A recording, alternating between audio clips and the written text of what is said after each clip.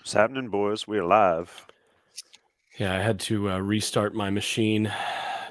Chrome was not working for whatever reason. Let's get it going. Let me take Yeah. stream starting soon. Banner off. Oh, Lordy. I'm trying to do all this stuff. I don't know what I'm doing yet, folks. Bear with me. That's what happens with retirees. I know we get old and I need to be in the yard. I raked the yard a little bit today. All right, let's get it going. Welcome into the Inside Carolina podcast game plans, Thursday night, 9 o'clock. If you're like me, you had to drink a little coffee before this one. I've been watching another ACC football game that's on ESPN at the moment. Greg Barnes, Jason Staples were sponsored by Johnny T-Shirt, JohnnyT-Shirt.com. Guys, I'll start with you, Greg. We talked about it earlier in the week with a Pitt beat writer. I've said it before. It's a huge North Carolina game here. Matt Brown and his team have the opportunity to virtually wrap up the Coastal division if they can handle business tomorrow night. Your overall thoughts as Carolina prepares for this game coming off the bye week? So I guess it's been 2 weeks since they beat Duke. Yeah, well, we talked in the preseason that there was really going to be three teams good enough to win the Coastal, and that was going to be Pitt, that was going to be Miami, and North Carolina. Miami has fallen flat on his face. Just, I'm surprised that they have not been any better than they are. But Jason, I think expected it maybe a little bit more than I did, and then. Pitt, I think everybody thought Keaton Slovis would be better than he is. And, not everybody. Not that anybody expected him to be great. I mean, he wasn't going to come in as the second coming of Kenny Pickett. But he put up some pretty good numbers at USC. I know he struggled a bit last year. But him just being an average quarterback, I think Pitt would be in much better shape. But as it is, Pitt's 1-2 in the conference, in the Coastal. And as you say, Tommy, when you start looking at the standings, I mean, the Atlantic looks really good. And really outside of Carolina, the Coastal is just a disaster. And so, yeah, I don't think there's any question. Can North Carolina slip up? Sure. But if they're able to beat Pitt, that moves them to 4-0 in the division. A couple games that they should be able to win at Virginia, which I know Mac doesn't have a history of success up there. It's time. He's due. Yeah, for sure. Georgia Tech, at Wake's going to be really tough. And then even though State is a disaster offensively, that's going to be a grudge match the day after Thanksgiving, even though Carolina should win that one. Funny stat for you, Tommy. NC State, with that field goal to close the first half, they've scored 41 points in their last 14 quarters. I think everybody remembers that App scored 40 in one quarter against Carolina. So a tale of two different teams for sure. It is and I watched that at the end. You ice a good field goal kicker, he makes it. He kicks the ice and makes it. You ice him a second time, he kicks the ice and misses it. And then he, of course, makes it to go up 3-0. I was looking forward to the old Frank Beamer, Wake Forest, Virginia Tech meme. Zip. We both did the same time. I asked Mac in the press conference earlier this week, did he like 6-3 games or 9-3 games? He might see one tonight if he happens to be watching. Jason, Carolina and Pittsburgh. Now, here's the issue I have leading up to this game. A lot of people saw Pitt play Louisville. A lot of people saw Pitt play Georgia Tech. It seems like a lot of people have also forgotten that they should have beaten Tennessee. I mean, if my memory serves, they missed a field goal in that game, and it went to overtime, and they did so with a backup quarterback in the second half. Is this Pitt team better than we are giving them credit for going into this game? Yes. Do tell. Explain it deeper than, they can run the football. I mean, this is a good ball club. Well, the thing is, any team that can play really good defense like they're able to, and they're still Pitt up front. They're pretty good on defense, and that's, you look at that Tennessee game, they held Tennessee to, let's take a look at the numbers here in terms of, rushing and passing. In terms of what they did to Tennessee, Tennessee averaged 2.6 yards per carry in that game.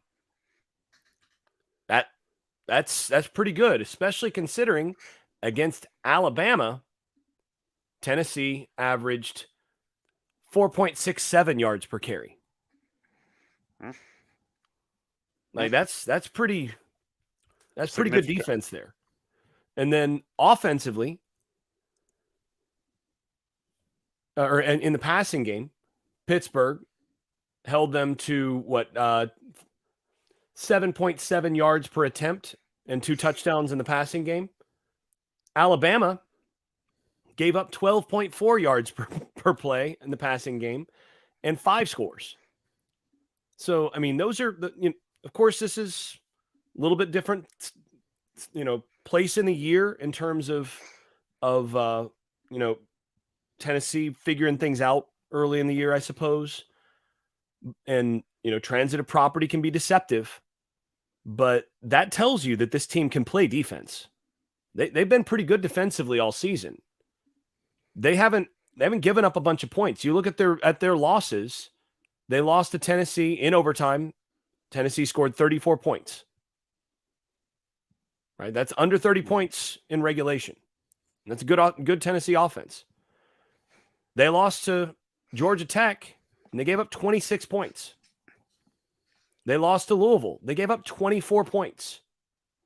So in their losses, their defense has still been pretty spicy. I mean, in today's game, if you give up below 30 points, your defense has done pretty well. And, Louisville's good offense. Louisville's pretty good offensively. And Georgia Tech, not so good. But they gave up 26 points in that one. So that was, again, an offensive failure.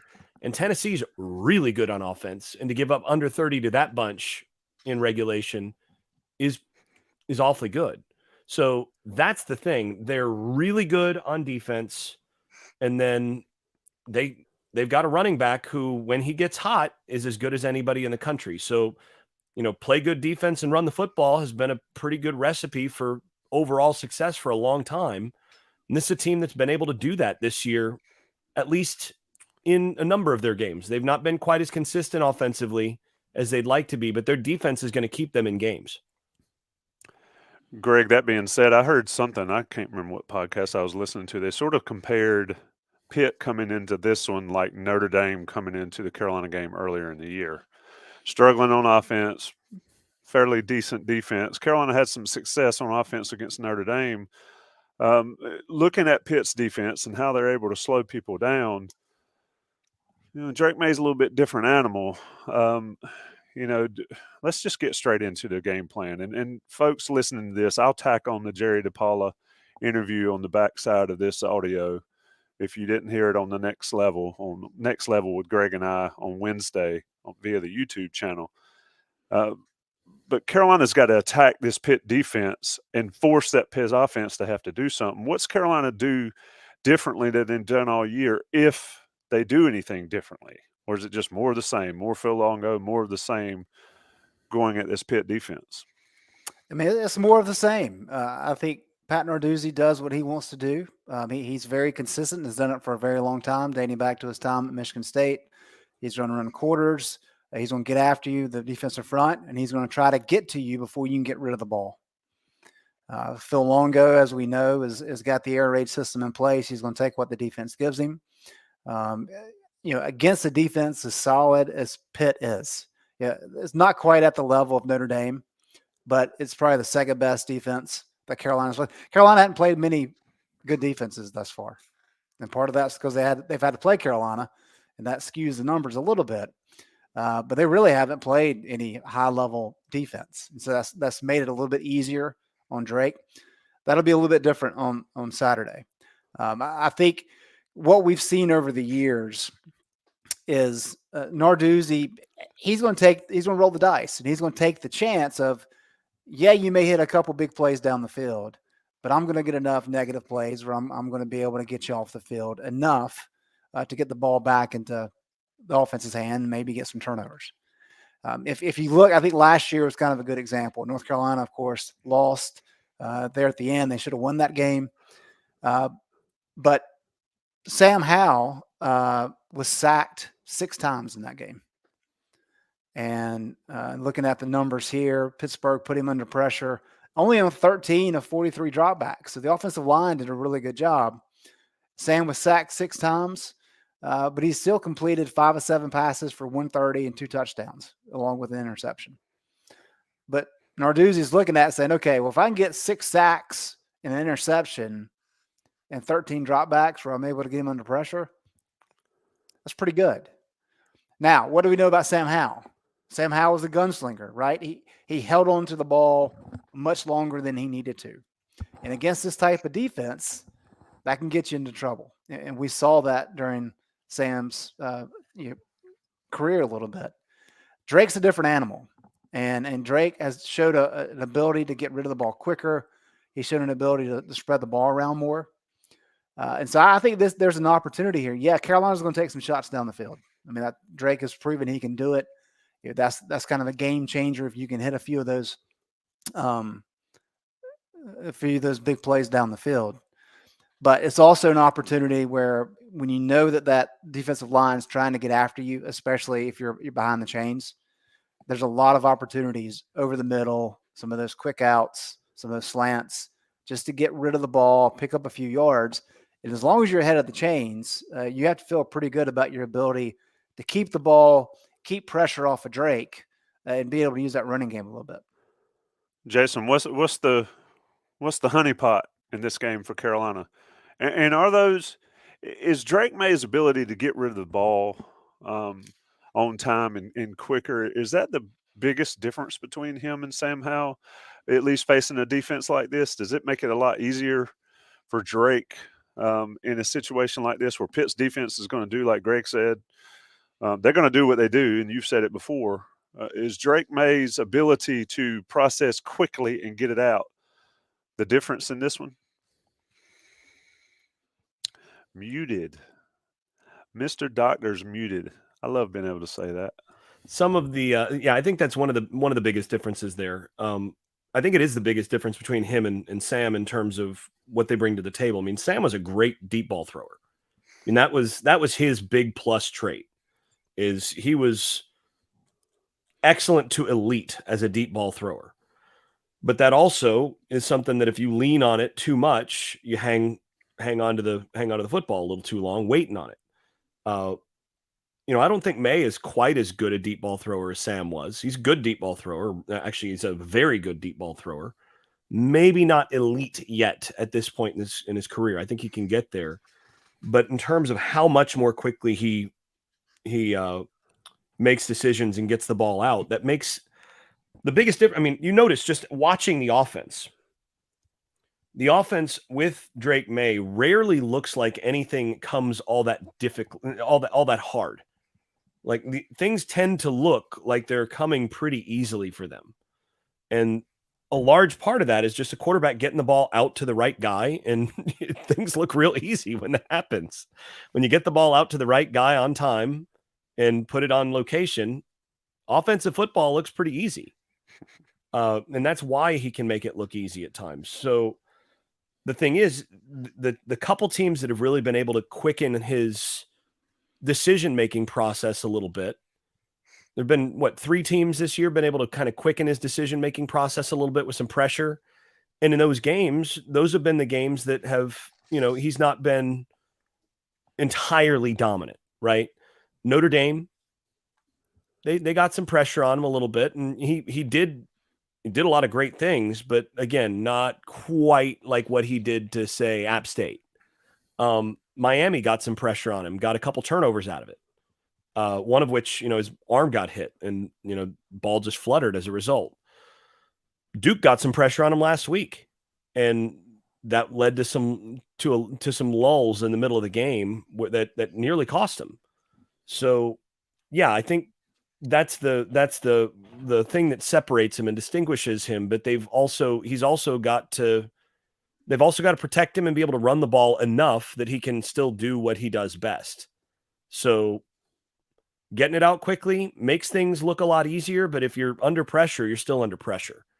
So yeah, I think that's the big thing. That's what I'm looking at here. And by the way, for what it's worth, I think Pitt's defense has been a little better on the year than Notre Dame's defense has been. I mean, they're better in yards per play, for example, than Notre Dame's defense has been. So, I think that kind of tells you what tier they're in. They're closer to, say, Miami or Notre Dame defensively than to anybody else on North Carolina's schedule. And you look at those two games, and North Carolina scored 32 and 27 in those games. So, every other game, basically, Carolina scored over 35. I mean, the next lowest scoring game on the year was 35 at Georgia State and then 38 at Duke. They've been able to score points across the board, but Miami was tougher sledding. And Notre Dame was definitely tougher sledding because, again, those defensive lines gave the offensive line some trouble, and they were able to get some pressure on Maye and quicken that decision-making process even a little bit more. That's the concern coming into this. So, yeah. Let's talk about water. Let's see if I can throw a comment up, and Greg, I'll let you come in on it. And also in the chat, a lot of people asking for some stats, Greg. So get them ready. Well, here's a couple, since Jason just kind of talked a little bit in depth about Pitt's defense. Pitt is top 50 in the country, and there's a lot of teams that have already played 8 games. Pitt's only played 7 in tackles for loss, and they're 21st in sacks. So we talked a lot during the Jay Bateman years. He was very much a fan of, if you're able to get a sack or a negative play, that ramps up your percentage of getting off the field dramatically. I don't have the numbers in front of me, but it's pretty significant if you just have, 1 tackle for loss, 1 sack, and Pitt does that. They'll get after you, and they'll try to do that. So I think patience is a big part of this as well, Tommy, where you have to understand there's going to be some possessions where it doesn't go well for you, and whether that's you going backwards, whether that's a 3 and out. Just don't make any stupid decisions, and understand that you do have a good offense. Don't push it too much. Take your medicine, punt the ball away, and try to get them back on the next down. Yeah, I agree about the stupid decisions. I mean, as long as every drive ends in a kick, you're doing all right. And you could still be down just 3-0 potentially if you were playing in Raleigh tonight, as long as you kick it every time one way or another. Let me pull this quote up here by Walter Holt, and let's see how this is going to do. All right. Someone who deserves a ton of credit is Jack Bicknell. In his first year at offensive line has taken steps forward, particularly in pass blocking, allowing Maye to ball and elevate William Barnes. Greg, agree or disagree with that? I mean, I think the results that we're seeing are significantly better, sack yardage and all that. But I think it's more than just the offensive line. But speak to what Bicknell's been able to do this year. Yeah, and I think there's a couple things here. I'm going to let Jason dive into the technical part of what Bicknell's changed. But we've talked so much the last couple of years about Sam Howell and Michael Carter and Javonte Williams, Ty Chandler, and even some of the wide receivers. There are so many different parts of an offense that make a unit look good or bad, and it's not just that particular unit, right?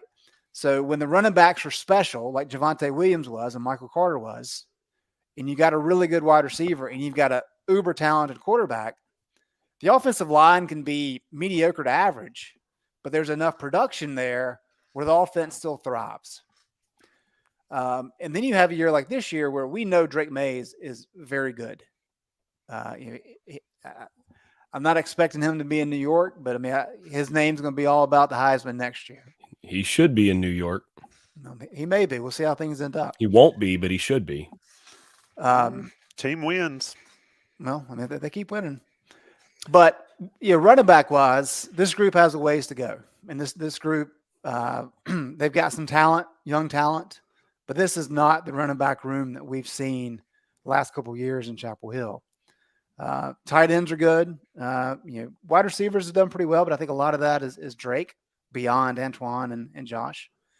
But even though you maybe don't have the amount of skill at some of these positions, because the offensive line has played better, that's why this offense is still strumming along. So I would like Jason's take on what has changed under Bicknell and what he's doing differently that's allowed the unit to play a little bit more cohesively, and as the viewer there mentioned, allowed some guys like a William Barnes to really take that step forward. We've talked a lot over the years. When's he going to come along? When's he going to come along? Yeah, he's a senior now, but I think a lot of that too is he's got a coach who's really pushing the right buttons. Yeah, I think the player that I've seen the biggest shift in up front is Asim Richards.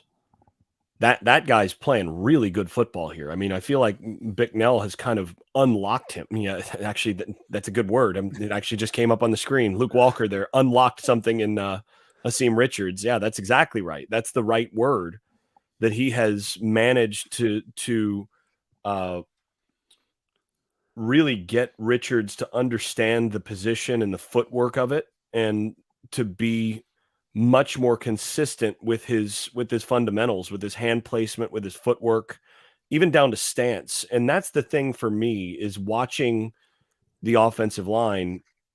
Y'all know from the last couple of years how frustrated I was watching just certain fundamentals where I've just kept harping on, like, guys, like, this is high school stuff.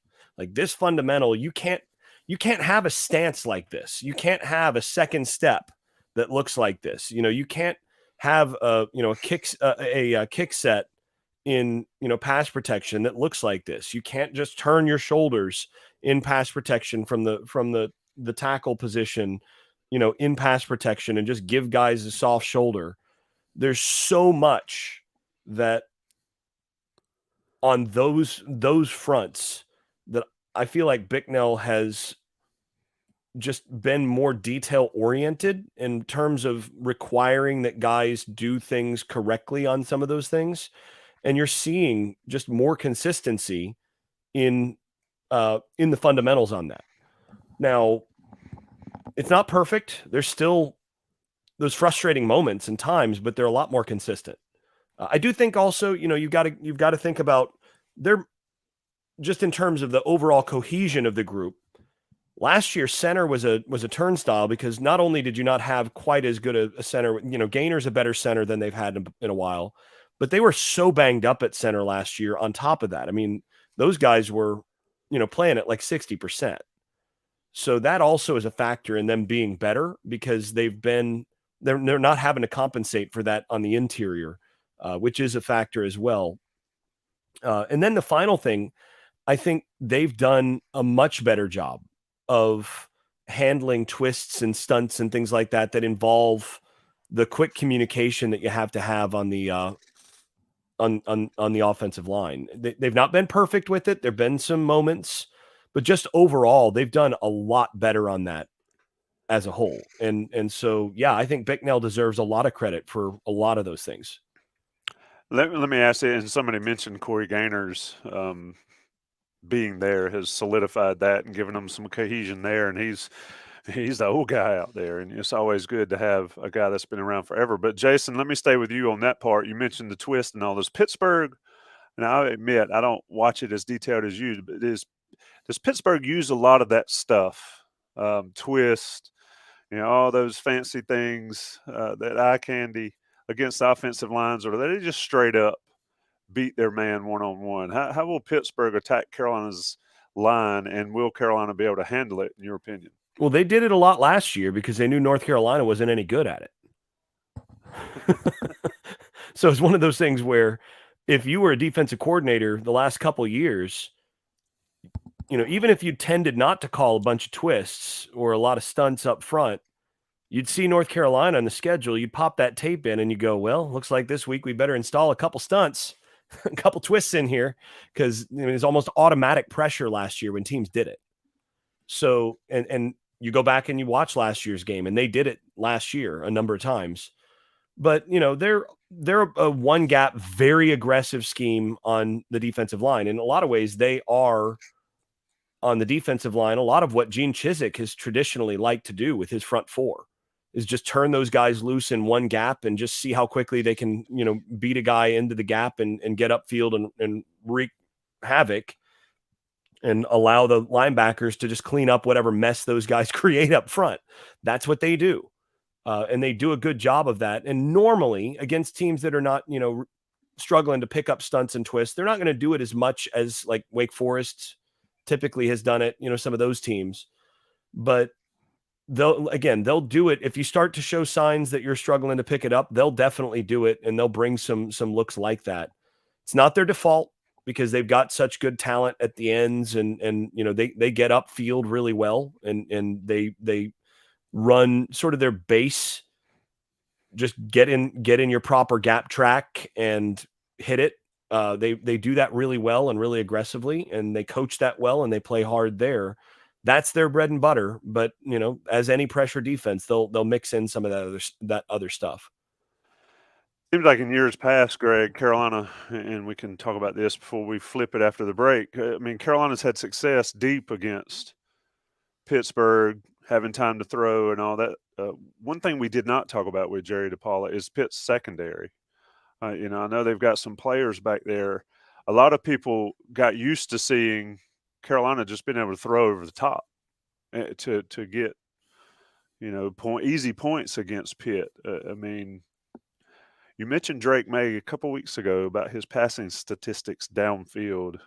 You got those at hand, or any updated ones on that? I mean, I've got them right here. Let's talk about that a little bit and how that plays into this game on Saturday night. I mean, there was a couple times when Antoine Green he was wide open for a touchdown. He still made the catch, but it ended up being tackled. Greg, is that going to be a key against Pitt, like it has always been seemingly for Carolina over the years? Yeah, I mean, for sure. I think when you look at kind of what Pitt has on the back end, they've got a guy that's probably going to be all ACC at safety, and Eric Hallett, a veteran safety. They got a lot of experienced guys back there. Brandon Hill has played a lot. Marquise Williams is a veteran guy that's played a lot at cornerback. And I really think what Pat Narduzzi has done so well with the secondary is that they've really kind of accepted the fact that, hey, we're going to be on islands a lot of times. We're going to be getting beat occasionally, and they just move on to the next play, which is what you have to be when you're in this kind of defense. And because that defensive front is so solid, I mean, it's kind of ridiculous the amount of talent they have up there with Baldonado and Danielson and Cansey and Alexander and John Morgan, all veteran guys. A lot of those guys are going to get a sniff at the NFL. And as we've talked a lot about with Carolina, it doesn't help Tony Grimes and Storm Duck when the front four is not getting the amount of pressure that would be very beneficial. And so that Pitt secondary has benefited from that. But again, as you mentioned, Pitt is going to come after Carolina and try to prevent any of those deep shots. And what Carolina has done well over the years, and we know Fedora did it quite a bit, but you just have some shot plays in there where you're going to max protect, you're going to have two tight ends in, or you're going to have the running back stay with the tight end so you can block 7 and try to buy just enough time so a couple wide receivers can get down the field. And that's just kind of a game changer, because if you can score or at least get big chunk plays on a few of those, that changes the whole course of the game, the rhythm of what you're wanting to do offensively. So Carolina is certainly going to try to take advantage of that. And it just depends if Drake is able to have just enough time, and if he's able to put good throws on those balls and the wide receivers make plays. If all those things happen, then I think Carolina wins, and maybe wins handily. But Pitt's going to do everything it can to prevent that from happening.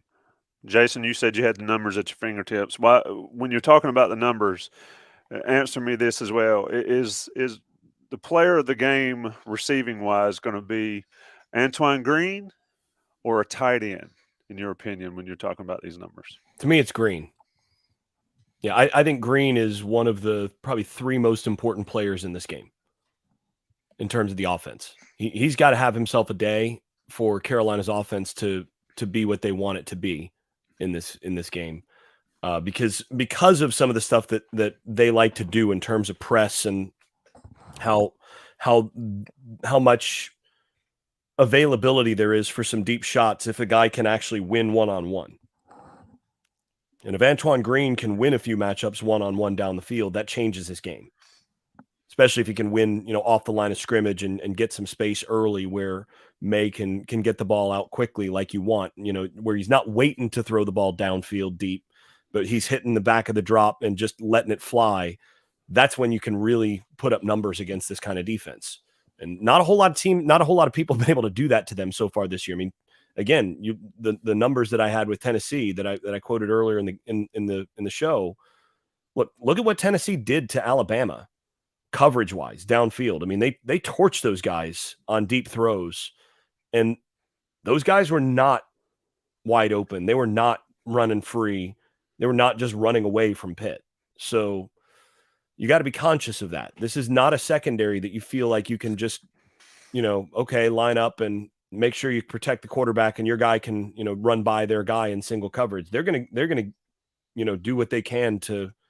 They're pretty good at holding those guys down. So if Antoine Green has the day that I think he might, then I think you're going to start hearing some NFL talk about his stock going up, because this is a game where this is a money game for him. But I think he's going to be a really important player in this game. As far as those numbers for Drake Maye that we're being asked about, he's still number one in the country in big time throw percentage on throws down the field beyond 20 yards. He's at 45.5% of big time throws on those plays. So, those are throws that are above and beyond what's expected on, whatever type of throw you're talking about. And so, I mean, that's really, really good. I mean, that's very good. I mean, if you're looking at comparing him to other players in college, I mean, it's elite. Bryce Young, 37.1%.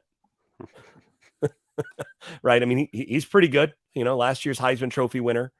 DJ Uiagalelei from Clemson is number 7 at 33.3.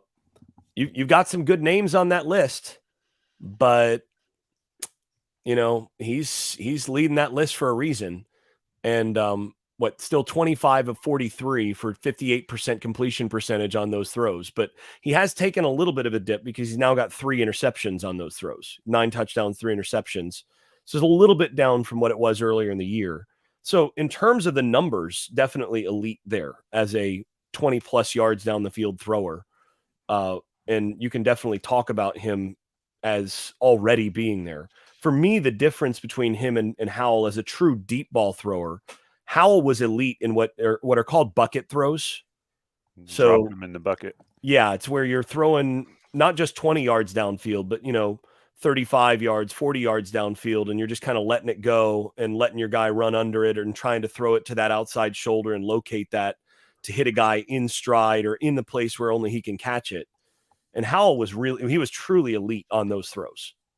And Maye's strength on the 20 yards downfield kind of throw is a lot of those, skinny posts, a lot of the sorts of things that are 20-yard throws, hitting the hole shot on the cover 2, those sorts of things. That's where he's really elite. But in terms of comparing bucket throws on some true takeoffs and the deep post route, he's missed some of those that Howell probably doesn't. And, that's really a play. I mean, you can think about like the one that he missed on the deep post, or kind of the post coming across the field. He just put one in the dirt last week where it was one of those that every so often, just because of mechanics or something else, he'll have a miss. So he's capable of being that's again, we've talked about this. The scary thing about Drake Maye is he still can get a lot better. I mean, the guy is that good, and there's still a lot of ceiling that he hasn't even touched. So, when he cleans certain things up, the guy can be that much better. But yeah, those are filthy numbers. I mean, just filthy numbers. I don't know what the last couple of years. I mean, take a look at what last year's leader was in that number. Let's see. In terms of, it's still populating. In terms of the actual big time throw percentage last year, top in the nation was Malik Willis at 44%. So he's currently at 45. And he's currently at 45. So, I mean, and Bryce Young was at 38 last year. He's about 37.5 this year. So pretty consistent there. That's, again, those are filthy, filthy numbers. CJ Stroud, if you're interested there, another guy that, is regularly talked about in the Heisman race, 31.3. So, I mean, he's got guys running free all over the place. Yeah. And those are absurd numbers. Yeah. Yeah. So Pat Narduzzi is well aware of those stats. He's also well aware of when you look at passing pressure. Drake Maye is elite when he's kept clean, completing 78% of his passes, adjusted completion percentage of 84%, just silly. 1,700 yards, 10.4 yards per attempt. Under pressure, he's not been bad. He's been solid. He's better than most, but he's still completing 49% of his passes. And give him credit, he does have 9 touchdowns against an interception, but that's a pretty sharp decline. If you're able to put him under pressure, that's the only way really you can slow him down. And PFF's got him with 18 sacks, so there's a sack in there they added that I don't think the official record books has for one reason or another.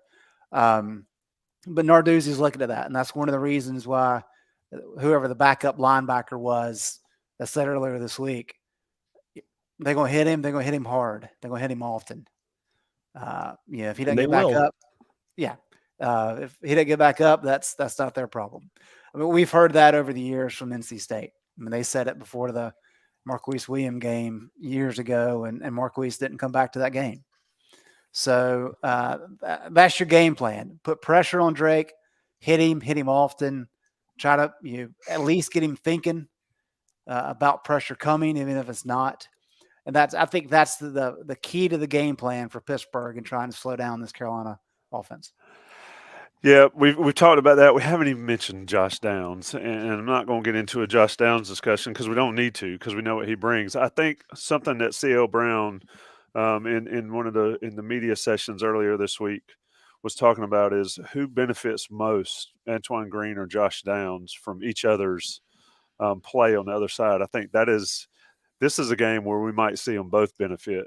Would they both bring? I don't know if the tight ends will be as big in this game. We'll see. They may. But Maye, as in Drake, will be the biggest player in the game, I think, offensively. And Jason, I'm feel you on the Antoine Green pick about being the guy. And so, but we got bigger fish to talk about after the break. Johnny T-Shirt and JohnnyT-Shirt.com. Sponsors of this podcast, great friends of Inside Carolina, and Jason Staples' best place to shop for Carolina gear. They don't sell the mason jars that Jason likes to drink out of, but they do sell everything else. And hell, they might sell mason jars. I don't know, with some Carolina logos, because anything you need, you can get from Johnny T-Shirt, sweatshirts, jerseys, T-shirts, hats, blankets, whatever you need. Go see them at East Franklin Street. Go see them online if you can't get down there. Great friends, like I said, of Inside Carolina. And they're Carolina folks. If you want to support Carolina alumni, do it at Johnny T-Shirt and JohnnyT-Shirt.com. National guys pay the bills as well. This is game plan. Pitt, Carolina, Saturday night. All right, boys, it's 9:39. Score check. I think Virginia Tech's up 7-3 on NC State, even though my stream's like way behind everybody else's, so people are spoiling stuff in the chat. Let's talk about Carolina's defense. And, Greg, I'll start here with you first, because I think Carolina has played some football games that put people in cardiac states that are not really healthy for the fan base. What do you think about how Carolina's defensive approach here? We talked about it earlier this week. Gene Chiswick's going to do what he does. People in the chat are saying, did they put more defensive linemen in? What's going on there? How does Carolina approach it? Because they cannot let Izzy run wild. Yeah, I mean, more than any other game, I think this is pretty simple in terms of what you're trying to do. You want Keaton Slovis to beat you. If you, Tommy, we've talked about it. If Izzy runs wild and he's why Pitt wins, that's 100% on the coaching staff. You can't have it happen. And whether that's run blitz, whether that's stacking the box, however you want to set it up, you need to make sure you limit what he can do. He can get on the edge a little bit. He does the bulk of his damage between the tackles. big, strong, powerful guy. I mean, when you look at kind of some of his numbers, he's got 32 broken tackles on the year, 440 yards after contact, averaging 6.1 yards per carry, 13 touchdowns. He's right at 1,000 yards. He'll have 1,000 yards by halftime, I imagine. So just he's really turned into a phenomenal back. He looks like he'll be a pretty good NFL guy too. They are banged up a little bit along the offensive line. So I think you can have some success there. And again, I think the ability to put Pitt behind the chains so they have some second long, third and long opportunities where Keaton Slovis has to make some plays. I think that's critical for North Carolina to have success. Pitt's a pretty good offense. They're not great. Certainly not as good as their defense. But they've been okay because of the running game. And that takes a little bit of pressure off of Slovis. But when they've been bottled up a little bit, Louisville did a good job and get some pressure on Slovis. We could talk about his pressure numbers in a minute, but they ain't good. They're not Drake Maye by any stretch. So, yeah, it's pretty simple. You got to make Keaton Slovis beat you.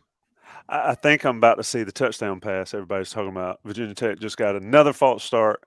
1st and 15 from the 15-yard line. I can't stand streaming. That's why I can't cut the cord yet.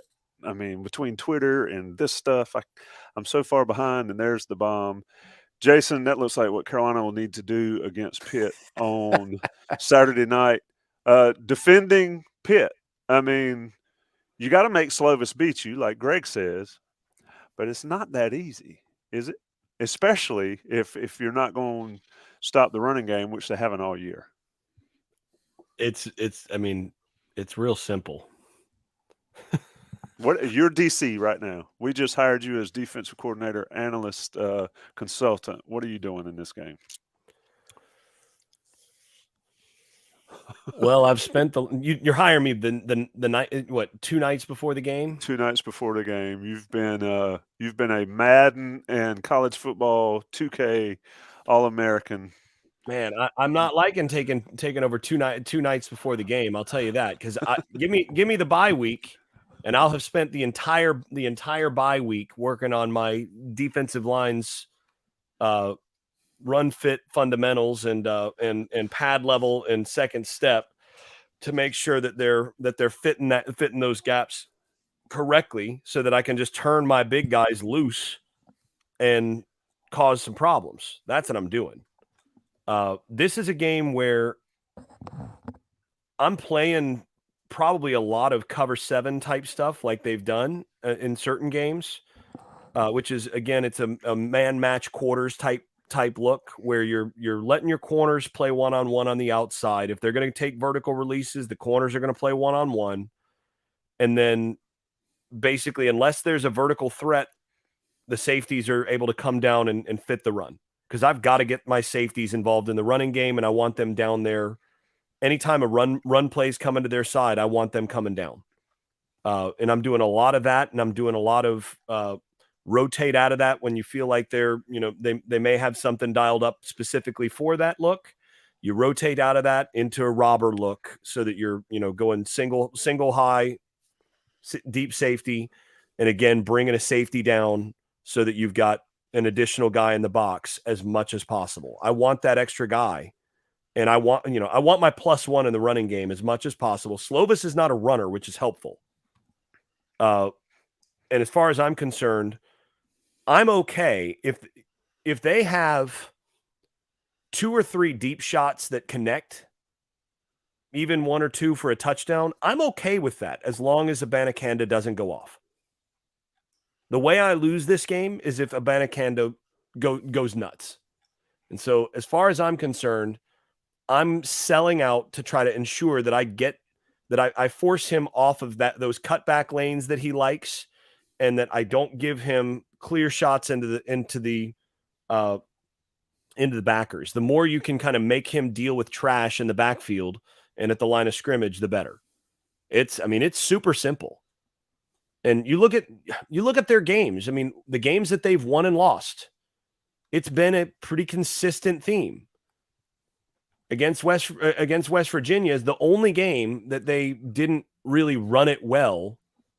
that they've won. In all of the other games, Georgia Tech, when they got beat, they had 31 carries for 106 yards. That's 3.42 yards a carry. Against Virginia Tech, they gave up 29 points. That's a bad Virginia Tech offense. It's the one bad outing they had defensively. But it didn't matter because they scored 45 because Abanikanda had over 300 yards rushing. I'm looking at the team stats here. 43 carries for 326 yards. Yeah, that's crazy. They averaged almost 8 yards a carry. 7.58 yards a carry. And then back to earth with Louisville, they averaged 4.5 yards a carry there and got beat. So to me, you've just got to sell out to ensure that guy is not running free in your secondary. And, the thing that makes him special is his acceleration when he gets into that second level. You just don't want him getting there. So you've got to find ways to stack that and ensure that your defensive line and your edges. This is a game where I think the edge guys are really important. This is, Des Evans, have yourself a day in this game. And I'm wanting to really emphasize, I'm okay with my edge guys not having a sack and having maybe a little less pressure in this game, because I really want Des Evans and Rucker and Noah Taylor. Those guys have to be really solid on the edge, work on setting the edge there. And that's an emphasis again for the last 2 weeks. Have those guys really do a great job of setting the edge so that, again, Abanikanda is not able to cut back and against the grain, against an overflowing edge, nor is he able to just get to the edge if they like to run some outside zone type stuff, nor is he able to get to the edge because you've got your edge that's set.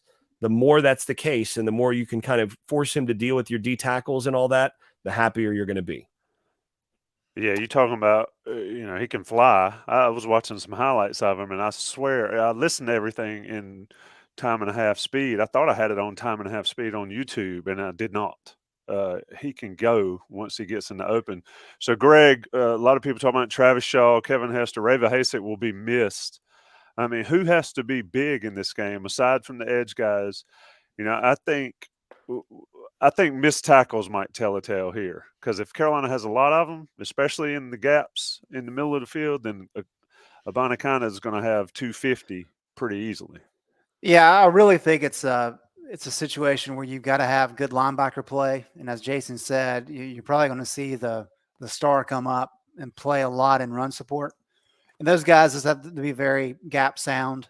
They have to make their tackles because once he gets into the second level, it's a problem. And so it's going to be key for those guys, Power and Cedric, DeAndre Boykins, to really be able to make some plays. Two things I want to note here. Jason was talking about the Louisville game. I mean, you have to remember Louisville basically took the ball out of Slovis's hand there at the end, and they scored a touchdown, which turned a 7-point game into the final margin. And Abanikanda was good enough in that game, but you look at what Slovis did. I mean, he averaged 5.4 yards per attempt, no touchdowns and 2 picks, in addition to the Statue of Liberty handoff to Louisville for the game-winning score. So just terrible. And I think the other aspect too is Jason hit on something very important. And I think it's very difficult for coaches who have had success for a long time to go against their tendencies, and for good reason. Roy Williams is the greatest example for North Carolina. He was going to do what he was going to do, and he had a ton of success for it. But there's no question that there were a number of games where if he had been willing to make a few minor changes, it would have helped out. But because his level of success was so much, it's kind of hard to fault him. And I wonder if Gene is going to be able to say, you know what? If we get beat deep a couple of times, it's okay. Because that's just not how he operates. He does not want a catastrophic play. He's willing to give you as many 10-plus yard plays as you want, as long as it's not 20-plus yards. And the stats back that up. Carolina has given up a god-awful number of 10-plus yard plays. But once you get back to 20-plus and 30-plus, they're really good, especially in the ACC.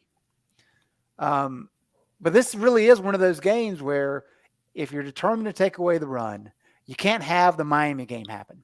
You can't have the Virginia game last year happen, where you do such a strong job taking away the run that you really kind of expose yourself because you're not doing a good job being sound on the back end, not because of schemes, because guys are making mistakes. So you have to scheme appropriately, be willing to take some risk, but those guys have got to play well enough that when they're on islands, that, yeah, they may get burned a couple times, but it's not to the point where you've got to protect them every single play, because Pitt will take 5 yards every single down.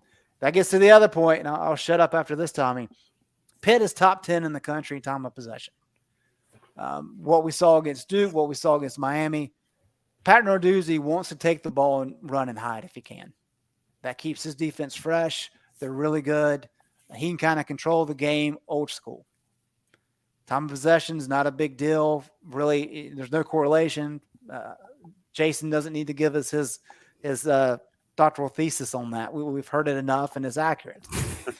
But it really is a situation where if Pitt's able to have success early and maybe get a lead, I mean, they're going to take the air out of the ball.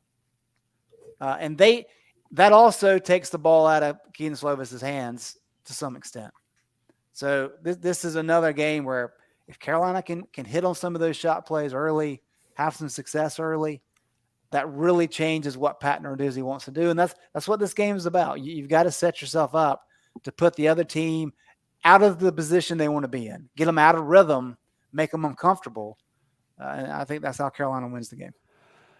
If Slovis beats you, tip your hat and say, well, that was just another quarterback that had a Heisman day. But if Abanikanda beats you, then you did not do what you needed to do to win that game.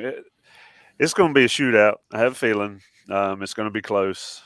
Let's get into the predictions. I mean, we could talk all night about different guys. Somebody asked, are they going to put Duck and Grimes on islands and let everybody else play the run? There'll be some versions of that, but we're going to wrap it up. We try to wrap these up in about an hour because I've got the Jerry DePaula interview that you guys can listen to on the audio version. Jason, I'll let you be the first. Detail exactly what you expect to see happen and with a prediction at the end of it here on the game plan. Yeah, so this is a dangerous game. I mean, Mac Brown's record coming out of bye weeks has actually not been all that great of late. And by not great, you mean 0-5. Yeah, 0-5. That's, not good, Bob. This is the next couple of weeks are an opportunity. Next few weeks are an opportunity to kind of exercise the demons, as it were. And this is an important one in that respect. What for me this comes down to really is the most concerning thing is that you've got a team that has made its hay with big plays in the running game against a defense that has been really not great against stopping the run. But I think, again, the benefit that you have here, I don't think that there's a receiver for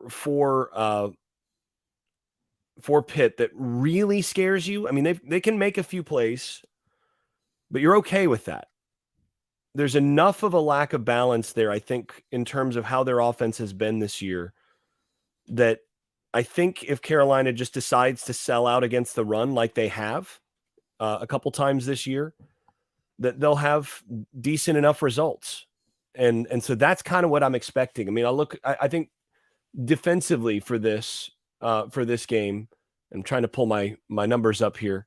Defensively for this game, I think it is very similar to the kind of game that you went into against, say, Miami, where you knew Miami was going to try to run the football and do all of that, but they don't have as much in the passing game to be afraid of. So I think it's going to resemble that game a lot defensively, maybe with a couple more big plays given up. I think this is a game where you probably have to score over 35 to win it. And I think they will ultimately score over 35 with Drake Maye. But I think this is going to be a close game. I think this is one that's going to go into the fourth quarter. I still don't trust Carolina's defense enough to really pick them to dominate this game against a team that has run it as well as Pitt has. So ultimately, I'm going to go with North Carolina winning this game 38-34. Greg Barnes, what you got? And Pitt's got a receiver that's pretty good. They got Bartholomew, the tight end, that's pretty good. What do you think, Greg? Yeah, I mean, Montfield's pretty good. I think he's been banged up a little bit. But the transfer, I think he's pretty solid. But not having Jordan Addison that changes really everything for them. Yeah. Isn't that crazy? Not having a security blanket. Isn't that crazy that guy could be on this team? I mean, it's funny how Slovis could be throwing to him at Southern Cal if he didn't. No, he couldn't. You're really transfer portal, man. Yeah. I think they'd be undefeated if they had Addison right now. He's that good. I think he's that much of a difference maker like for them. And I think he'd have made Slovis look that much better. Sure. Yeah, I mean, I don't really have anything to argue with what Jason said. I think the one stat that kind of worries me a little bit is that North Carolina ranks 126th nationally in success rate against the run. That's a problem. And it kind of goes back to what we talked about a few minutes ago of Gene has shown a willingness outside of really the Miami and Virginia Tech games of just letting guys kind of have some running room first 5 yards. And then he wants to kind of lock everything down. I think that's the big concern here because I think Pitt would like nothing more than just to dominate with their run game. And it's not just Abanaconda. I know we've talked a lot about him, but his backup, who they think is just a great back as well, Rodney Hammond. He had a lot of success earlier in the year. He's 5'9", 200, so he's a big, powerful guy as well. Having said that, and I don't have a lot of faith in this defense for a lot of different reasons. I do have faith in Drake Maye. And I just think he is enough of a game changer that he's going to be able to hit on some of these pass plays that frustrates Pitt. I think the defense will be effective enough, probably get a turnover or two, and I think that'll be enough. I could see this being a very high-scoring game. I just think Pitt's going to try to kind of sit on the ball a little bit and not have as many possessions.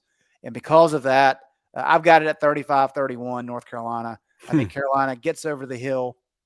I think this paves the path for the ACC title game. And look, it's to be at this position. You got to tip your cap to Mac Brown and especially Phil Longo. What Phil Longo has been able to do this year, kind of with an albatross around his ankles with the defense, has been phenomenal. Yes, the Coastal's down, but somebody's got to take advantage of it. And Carolina's in position to really clamp it down. And there's been so many years where we get to October and Carolina is out of the ACC race. And now we're talking about there's potential for North Carolina to have it wrapped up before the end of October. So I think this is a great opportunity, and I think Carolina takes advantage. Jason, you got one more stat before we get out of here. I think Carolina's going to win. I think that it's going to be if I had hair, it'd probably get pulled out. It's going to be one of those type games. I think there will be a turnover big. What I do not want to see is what Greg mentioned. Pitt gets the lead and just sits on it, and Slovis doesn't have to do anything. I think that's the key here is make Slovis do something. And turning and handing the ball off is not the something I'm talking about. Jason, what you got? So the one real hope, if you're trying to evaluate this game, is like, okay, does Carolina really have a chance to actually shut them down here? Last year, Carolina gave up 4.64 yards per carry in the running game. And this year they're giving up 4.72. But last year against Pitt, very similar roster Pitt with Jordan Addison, mind you, and Kenny Pickett on that roster. Pitt had 31 carries for 95 yards last year against North Carolina for a healthy 3.06 yards per carry.